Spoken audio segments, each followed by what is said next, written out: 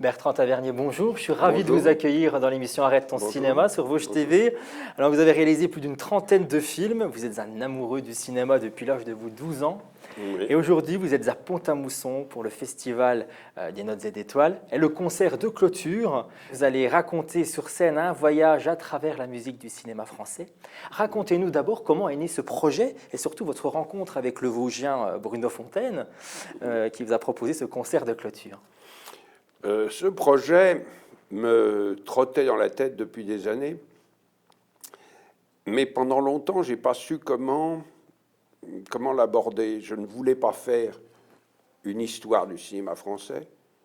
Je ne voulais pas faire un cours. Je ne suis pas professeur, je ne suis pas universitaire, je ne suis pas critique de cinéma. C'est pas moi, je suis cinéaste. Mais donc, un jour, j'ai trouvé que la seule manière de le faire, c'était de raconter de manière subjective les émotions que j'avais eues, qui peut-être avaient chez moi déclenché l'envie de faire des films.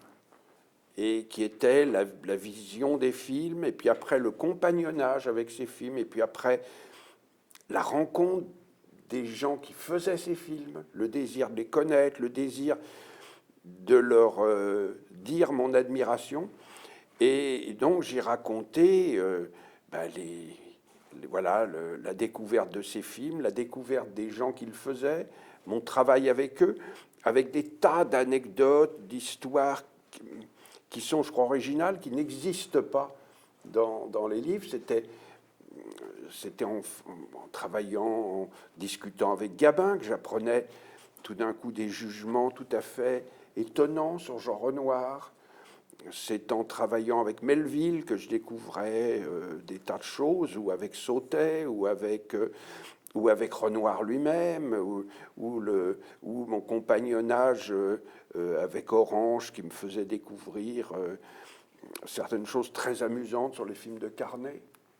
Voilà, et donc j'ai voulu raconter comme ça ce cinéma français, mais de manière concrète, de manière drôle, de manière, j'espère, touchante, pas du tout de manière professorale, et de parler des réalisateurs, des scénaristes, mais aussi des compositeurs de musique, voilà, qui sont, pour moi, les grands oubliés. Ils ne figurent pas tellement dans les livres d'histoire de cinéma. On ne parle pas d'eux. On leur consacre finalement...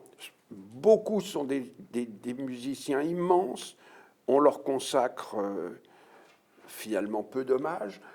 Maurice Jaubert n'est pratiquement jamais joué en concert, alors que des musiciens infiniment plus médiocres, comme, je sais pas, Hans Zimmer, est joué constamment. On lui fait des hommages à des ricains, à des ricains qui ne lui arrivent pas, mais à la cheville. À la cheville, je ne sais pas si c'est comme c'est comme si on comparait des grands compositeurs classiques avec Céline Dion, quoi, je veux dire. C'est ça, il y a un fossé. Oui, et voilà, donc j'avais envie de rendre hommage à Jaubert, à Cosma, à Jacques Ibert, et aussi au rapport qu'il y avait entre ces musiciens et le cinéma français.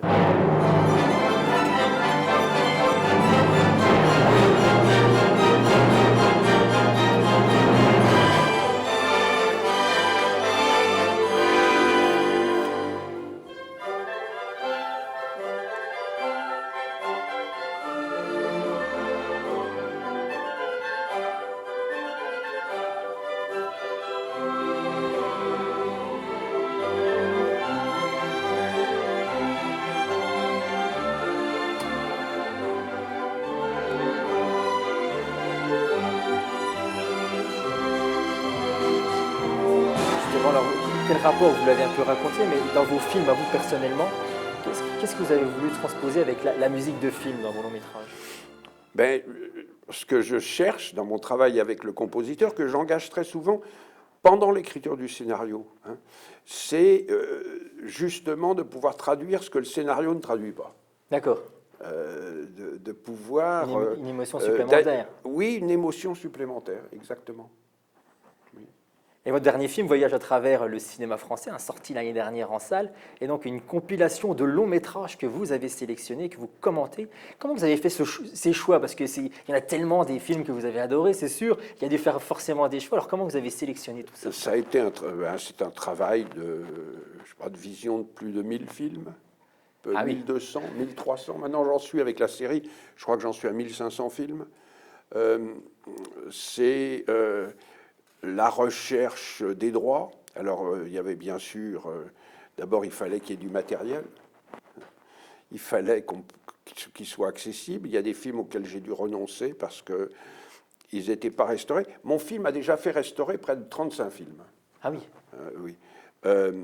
Mais il y a des films qui n'étaient pas disponibles, il y a des droits d'auteur qui n'avaient pas été réglés, donc j'ai dû renoncer à certains titres. Ça a été un tâtonnement, un déchirement parfois.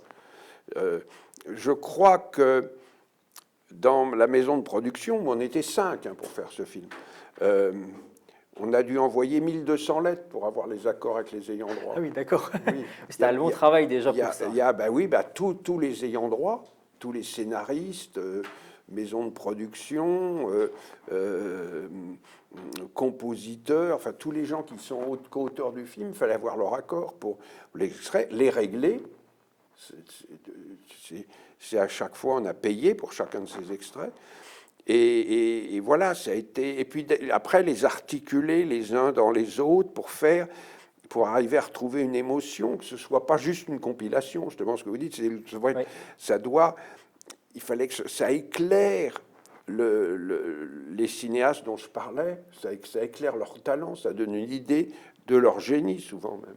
Et vous avez réalisé et tourné en 2009 aux États-Unis, dans La Brume électrique, avec Tommy Lee Jones et John Goodman, entre autres, au casting.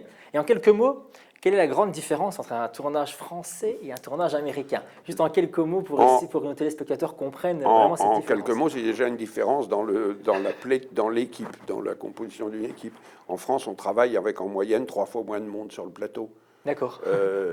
Aux États-Unis, pour donner un exemple, y compris des films comme La Princesse de Montpensier, c'est des films que je fais avec 5, parfois, dans des décors très compliqués, 6 électriciens. Ici, il y avait 12 électriciens, constamment. Mais comme me disait mon chef opérateur, Bruno de Kayser, j'avais un cerveau, un demi-cerveau et 10 porteurs. En France, les 5 électriciens, il y a un chef électricien, mais les 4 électriciens ont généralement le talent suffisant, peut-être pour devenir après chef électricien. Donc ils comprennent comment on éclaire, donc ils anticipent. Donc 5 électriciens, 4 électriciens font le travail de 12 très facilement. Ça, c'est une des différences. L'autre différence, c'est le droit au montage. C'est une atmosphère oubliée avec des gens extraordinaires aux États-Unis. J'ai eu parmi les meilleurs ingénieurs du son que j'ai rencontrés de ma vie. J'ai eu un cadreur formidable que j'ai repris pour La Princesse de Montpensier, d'ailleurs. Le prochain film, ouais. Oui, voilà. Alors, la question un peu plus personnelle, parce que vous avez, à vos débuts dans le cinéma, vous avez été assistant de Jean-Pierre Melville, entre autres dans le film Léon Morin, prêtre, expérience que vous évoquez dans le documentaire sous le nom de Melville. Eh bien, écoutez, on retrouve au casting de ce film Jean-Paul Belmondo ou encore l'actrice vosgienne Emmanuelle Riva.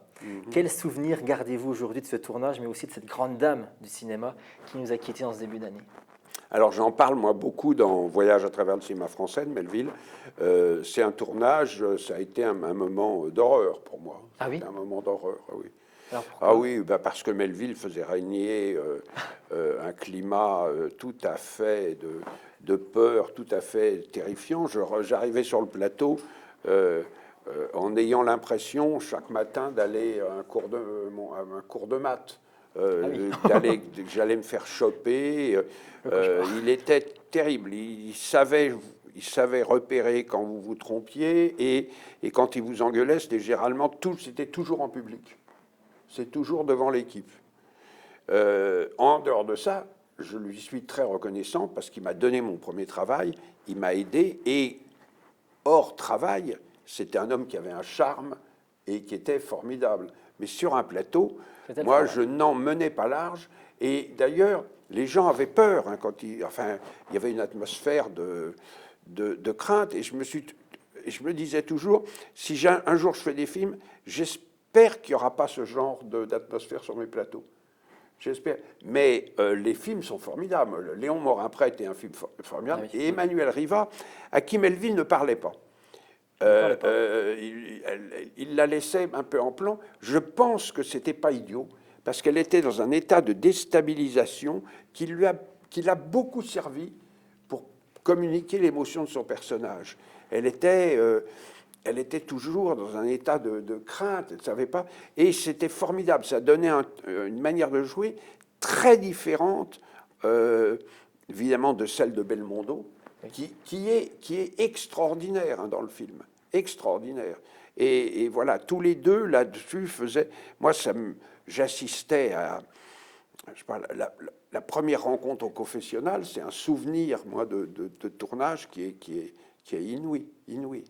Et donc avant de se quitter, si vous deviez, comme le titre de notre émission Arrête le cinéma, choisir une scène, un film, une rencontre, aussi bien dans votre carrière mais qu'en simple spectateur au cinéma, quel serait votre plus beau souvenir de cinéma aujourd'hui? Je crois que j'y arriverai pas, parce que j'en ai tellement. C'est ça? J'en ai tellement que j'arrive pas à faire un hit parade des meilleurs souvenirs. J'ai fait un métier formidable, avec des moments de doute, de peur, des batailles, une peur continuelle de se tromper, de passer à côté, de ne pas être à la hauteur de ce qu'on voudrait faire, mais aussi des moments d'exaltation, des moments de bonheur, des moments de joie, devant certains acteurs, quand vous obtenez un plan dont vous avez l'impression qu'il est réussi. Voilà, donc j'en ai trop d'exemples. Si j'en donnais un, ce serait injuste pour tous ceux que je ne sais pas. Monsieur Tavernier, merci beaucoup de nous avoir accordé cette interview pour l'émission Arrête ton cinéma. J'étais ravi de vous rencontrer. Et puis, je vous souhaite une bonne continuation. Merci. Merci à vous. Merci.